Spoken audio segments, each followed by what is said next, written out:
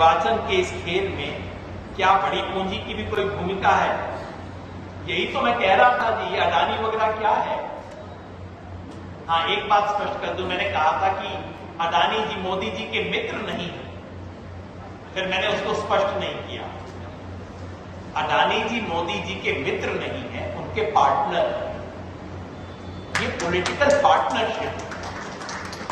तो लोगों ने मेरे से कहा कि देखिए इतने सारे इलेक्टोरल बॉन्ड आए, इतनी कंपनियों का नाम आया, अडानी का तो कहीं नाम ही नहीं आया।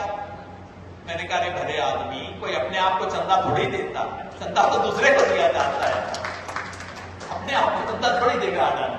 ये पार्टनरशिप, ये मोदानी मॉडल है। इसकी पॉलिटिकल इकोनॉमी आप समझिए, देश की पॉलिटिकल इकोनॉमी बदल रही है। उद्योगपतियों और राजनेताओं का रिश्ता हमेशा रहा है। 2 नंबर का पैसा राजनीति में हमेशा आया है, दूसरी पार्टियां तो दूध से धुली भी नहीं है।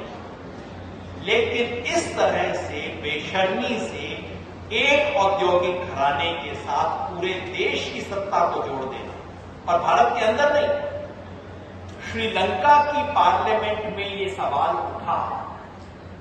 श्रीलंका की पार्लियामेंट में श्रीलंका का जो विद्युत निगम है, उसके चेयरमैन से सवाल पूछा गया कि तुमने पूरे श्रीलंका में विद्युत के बिजली के डिस्ट्रीब्यूशन का ठेका इस हिंदुस्तान के उद्योगपति गौतम अडानी को क्यों दे दिया?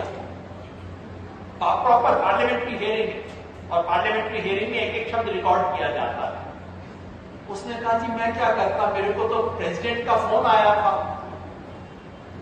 मुझे श्रीलंका के प्रेसिडेंट का फोन आया, उन्होंने कहा कि मुझे भारत के प्रधानमंत्री मोदी जी का फोन आया है कि ये वाला ठेका अडानी को देना है। ये बात रिकॉर्ड हो गई श्रीलंका के पार्लियामेंट में। तो न सिर्फ देश के अंदर बल्कि पूरी दुनिया में इनको प्रमोट करने का काम भारत सरकार ने ले रखा है। ऐसा कभी नहीं हुआ इस देश में। रजनीश